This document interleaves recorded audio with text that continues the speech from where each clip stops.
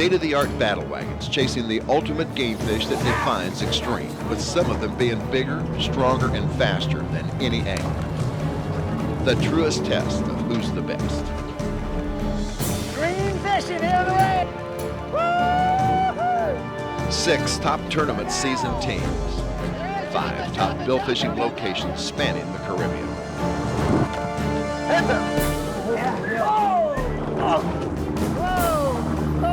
Over $2 million in cash up for grabs. The Bill Fishing Extreme Release League, the world's most challenging big game competition.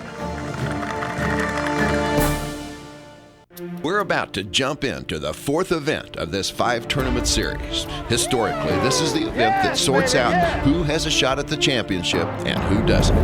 Due to a very uncharacteristic situation in Antigua, the standings are tucked in a little tighter than usual. In Antigua, the fishing went dead slow, resulting in the worst fishing anyone from there can remember. 4 of the teams took zeros in league points because they didn't find a fish. We're looking at the championship at the end of the season, and I just need to get on the board. And the only way I can get on the board is to catch fish. If it comes up on the pitch baits, it's going to get a circle hook pitch to it. The K-Clubs team and Team American, the 2 teams that did find and catch fish, got a sizable point boost. As it stands now, the K-Clubs team is on top of the pile, but only 2 league points ahead of Team American. Sharky's Revenge is 3rd with the Galati team in 4th place. The Mar Afuera team and the Release Marine World teams are in 5th and 6th place respectively. Now there's a lot at stake in this tournament. Some teams have a bigger mountain to climb than others, but mathematically all 6 teams have a shot at the championship. The Belongo Bay Resort is our hosting hotel for this event. Now, this is our 2nd year at Belongo Bay. The easygoing, typically Caribbean feeling that the Belongo exudes is refreshingly relaxed, in direct contrast to the competitively charged tension on the ocean during the fishing hours.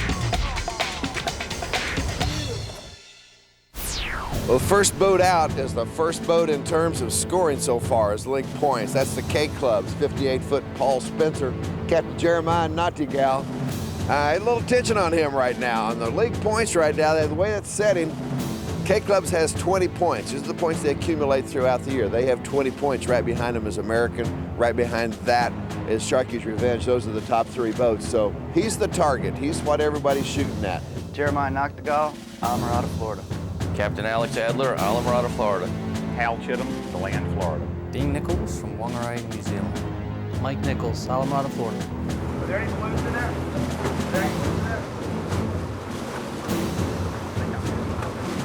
Well, Team American right here behind me is the 65-foot American Custom Yacht. Their situation right now is they're in the 2nd place in league standings. They're only 2 league points behind the leader. What they want to do is go out there, of course, and catapult themselves up on top. It's really important for these teams to get the first fish out there. In a case of a tie, whoever has their fish first wins. So all of these guys would really like to catch that first fish. That puts all the other teams playing catch up.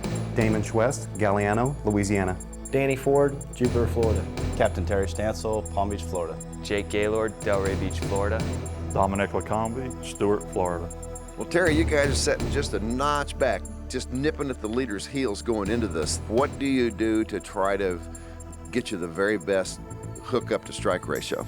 We normally this time of year there's a lot of smaller fish, so we've scaled everything back to smaller lures, and we like to troll a lot of bait on this rig, but we're doing smaller lures, and we're going to probably go ahead and pitch a ballyhoo with circle hook, try to see if we can capitalize on some points. So you're going to be jumping out there with the circle hooks right off. I know some of the boats kind of wait until later on in the tournament to throw out the circle hooks if they think they need them. You're just going to start off with them. I think we're going to start off with a ballyhoo ready to go. I think the Mac we're going to go ahead and leave with the J hook in it, but if the small fish pops up, we're going to throw a ballyhoo with the circle. Rob Ruich, Miami, Florida. Bubba Carter, Carabieta, Venezuela. Michelle Keeney, West Palm Beach, Florida. Eric Leach, Pompano Beach, Florida. Alberto Sanchez, Caraballeda, Venezuela. I think the main competition in this tournament clearly has to be Jeremiah and the K-Clubs guys. They've come on real strong in the last 2 tournaments. They're leading overall. They have a great boat, and they see a lot of fish. It's up to us to take advantage of the shots that we get and really make the most of them. As I've often said in this thing, it's not about all the fish you catch, it's about the mistakes you don't make. And hopefully we don't make many. We see enough fish to win the tournament. Vic Starling, Destin, Florida. Bobby Jacobson, Clearwater, Florida. Patrick Brogan, Stuart, Florida. Lance Hightower from Charleston, South Carolina. Bob Hickson, Pine Bluff, Arkansas. Chris Carrere, Tampa, Florida. This is the north drop. This is the edge here. Oh, some parts it drops off real fast, some parts it's kind of gradual. It's about a 10-mile piece of edge here that everybody kind of fishes up and down and in and out. And generally, that's where the fish are. José Ramón, San Juan, Puerto Rico. Nico Guzmán, San Juan, Puerto Rico. Luis Córdoba, Guaynabo, Puerto Rico. Javier Roquet, Venezuela, La Guaira. Manolo Matienzo, San Juan, Puerto Rico. Alberto Regis, San Juan, Puerto Rico. Well, this morning we're getting away from the fleet. We're trying to move a little bit west of the corner. Trying to look for some bait fish around here. At least an early morning thing. Just try it here. Usually works late on the afternoons. Let's see what we can do.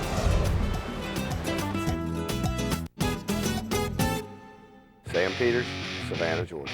Robert McCullough, Destin, Florida. Jordan McCullough, Destin, Florida. Dave Withers, Destin, Florida. Steve Harnage, St. Augustine, Florida. Tracy Chance, Virgin Islands. I hear you, baby. I hear you, baby. The teams will be leaving out of the American Yacht Harbor and running the 18 miles or so to the famous North Drop. Although a white marlin or a sailfish might show up, the primary target will be blue marlin, which is worth 300 points. If it happens to be a big one that measures over 115 inches, it'll be worth 500 points. When we come back, the St. Thomas swing of the Bill Fishing Extreme will officially get underway. Lines in, lines in. This is the first day of the fourth event here in St. Thomas of the Bill Fishing Extreme Release League. The Bill Fishing Extreme Release League is brought to you by Ray Marine, the world leader in marine electronics. Oobla, the official timepiece of the BXRL by Carrazza Jewelers at Fort Lauderdale. American Custom Yachts, Florida's premier custom yacht builders and marine service facility. Little Trees Air Freshener, where the air is always fresh.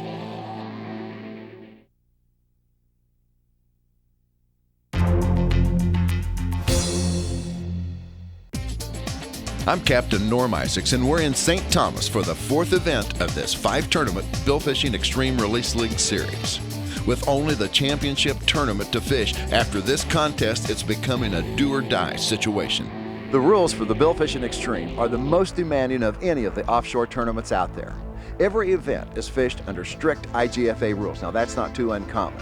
On top of that, though, we have added the extreme rules, and these are: if you break a main line, you lose 50 points.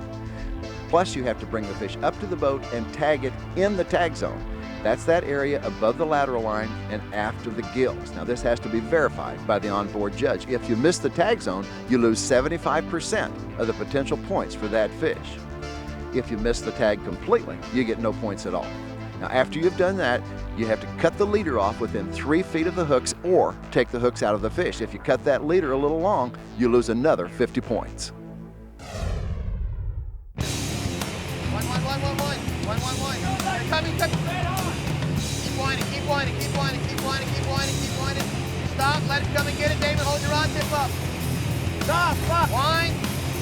Wind, keep your rod tip up.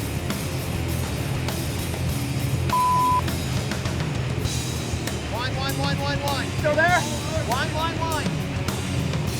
Nothing is more frustrating than a tire kicker, a fish that comes up and takes a look, smacks the bait around a little, and then leaves. Heart rates soar and sink in a matter of seconds.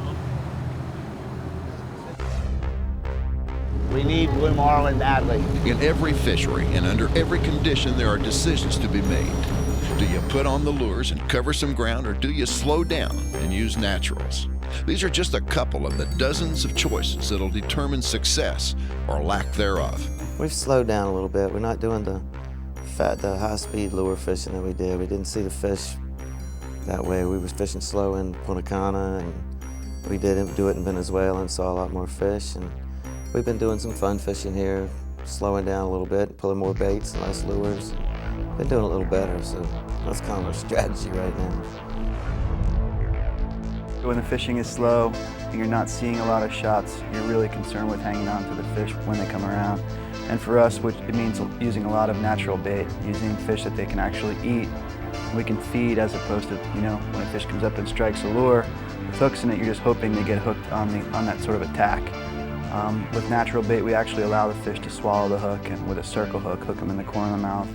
And then, yeah, you want to have your extra points with a circle hook. I mean, if two teams catch 1 or 2 apiece and one team's got 2 circle hook fish, you know, that's going to be the difference. So there's variables in play, and we're definitely going to be using a lot more natural bait this tournament than I would normally use. Okay, we need more drag to bury, it's a little fatter. My philosophy is I would just get all the points I can with the J hooks, and then if I had, the only time I'd ever use a circle hook is on maybe one fish behind someone to jump them by 5 would be the only time I would use it.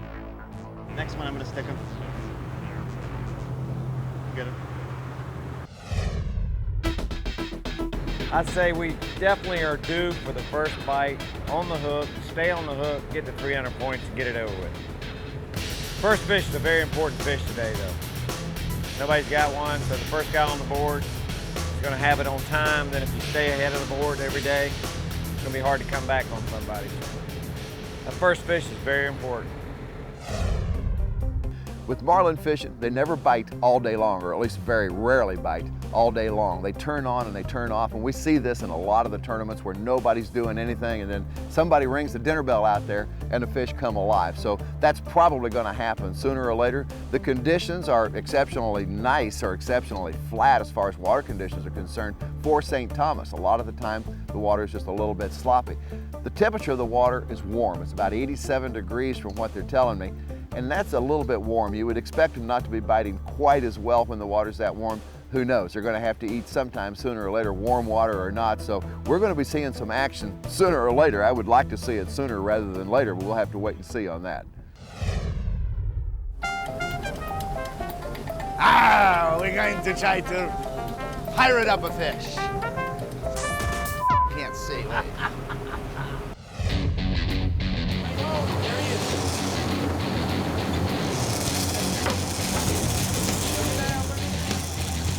Once the hookup is established, the crew gets the other lines and all the gear out of the way as soon as they can. This allows the captain to do whatever he needs to with the boat to help the angler without chopping up equipment.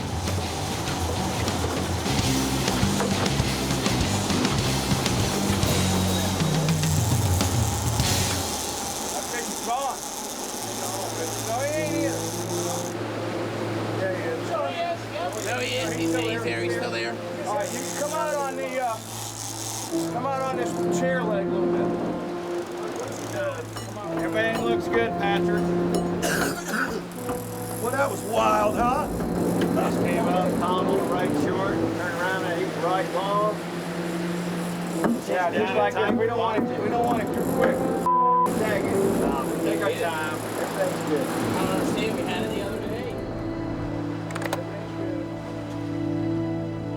Back a little, Patrick.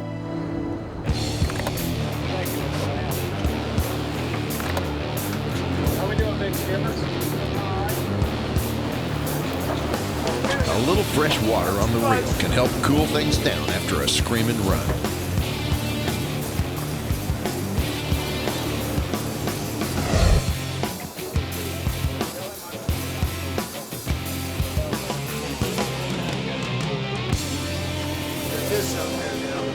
There you go.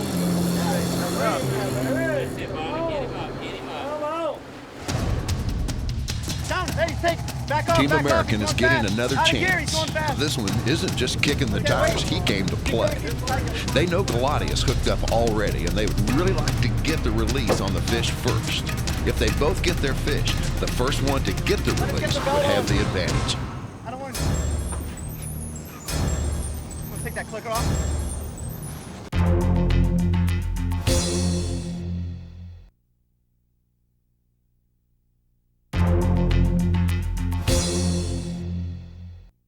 I'm Captain Norm Isaacs, and we're into the first day of this 3-day tournament.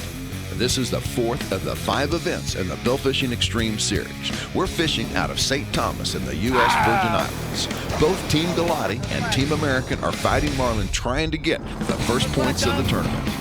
Right tip up. Is that good, Don?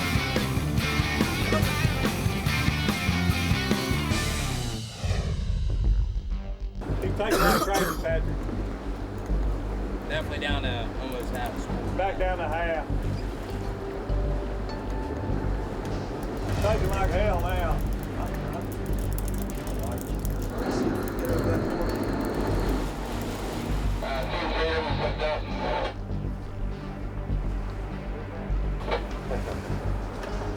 Freedom.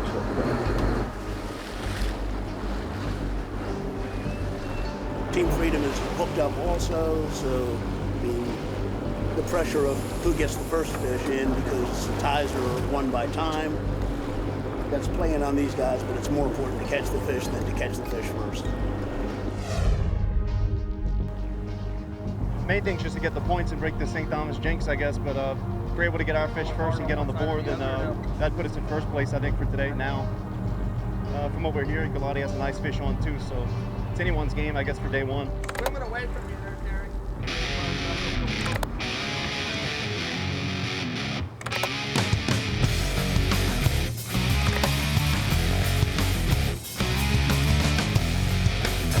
Lines out, lines out. That's it, guys. See you at the dock. Lines out, Tom.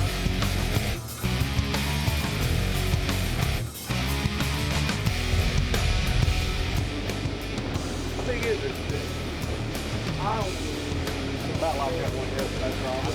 We trained 300. We said 300 on the bite. I mean, it had some shoulders. I mean, that's what we said. That other one the other day. I always got 100, whatever they call it on the line.